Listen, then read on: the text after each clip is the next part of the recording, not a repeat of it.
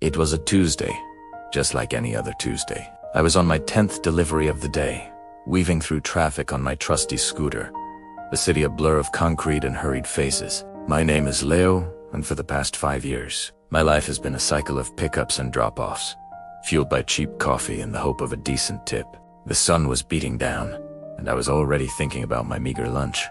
Probably another instant noodle cup. I pulled up to a sleek, modern office building downtown, the kind with glass walls that reflect the sky. I dropped off the package, got the signature, and was about to head back to my scooter when something caught my eye. Lying on the polished marble floor, half hidden by a potted plant, was a wallet. A very nice, very expensive-looking leather wallet. My heart started to pound a little faster. I glanced around. The lobby was empty except for a security guard who was busy watching a screen. I cautiously picked it up. It felt heavy. I peeked inside, and my breath caught in my throat. It was stuffed with cash. I mean, stacks of $100 bills. I quickly counted there had to be at least $5,000 in there. For a split second, my mind went wild. $5,000. That was more than 2 months' rent. It was a new engine for my scooter. It was a chance to finally pay off my credit card debt, and maybe, just maybe, take a day off without worrying about money. The temptation was overwhelming. Who would even know? I could just walk away. My life would be instantly easier. But then, another thought pushed its way through. I imagined the person who lost it. The panic they must be feeling. The stress. I thought about my mom, and how she always told me, "Leo, your character is the one thing no one can ever take from you. It's what you do when no one is watching that defines you." Her voice was so clear in my head. It was almost like she was standing right next to me. I took a deep breath, closed the wallet, and walked straight to the reception desk. "Excuse me," I said, my voice a little shaky. "I think someone dropped this." I handed the wallet to the receptionist, who looked at it, then at me, her eyes wide with surprise. She thanked me and I just nodded, turned it around and walked out of the building. As primera wrote, why? A strange feeling washed over me. It wasn't regret, it was peace. I was still broke. I still had bills to pay, but I felt good. I felt proud of myself. I knew I had done the right thing, and that was worth more than any amount of money. 2 days later, my phone rang. It was an unknown number. I almost ignored it, thinking it was another spam call, but something made me answer.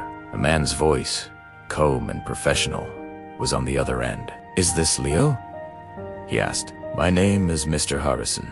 I believe you found my wallet a couple of days ago at the Sterling Tower." I was stunned. Yes, sir, I did. I hope everything was in there." He chuckled. "Everything was there, Leo.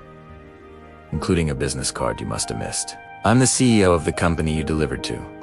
My jaw just about hit the floor. He continued, "I was impressed, not just because you returned the money, but because you did it without asking for anything in return. Honesty like that is rare these days. Incredibly rare." He paused, and then he said the words that would change my life forever. "I've been looking for a new personal assistant, someone reliable and trustworthy. It's a position that requires a high level of integrity. I think you might be the perfect fit. Would you be interested in coming in for an interview?" I couldn't believe what I was hearing. An interview for an office job. It felt like a dream. The next week, I walked into that same building, not as a delivery driver, but as a candidate. I was nervous, but Mr. Harrison put me at ease right away. We talked for over an hour, not just about the job, but about life, about values, about what it means to be a good person. And you know what?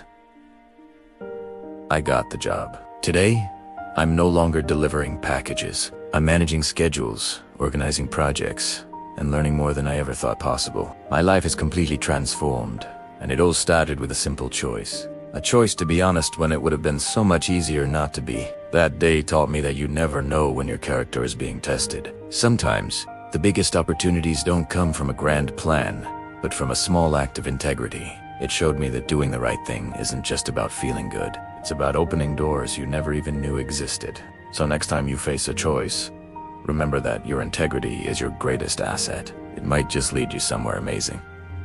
Thanks for listening to my story. If it resonated with you, I'd love it if you'd hit that like button and subscribe for more. See you in the next one.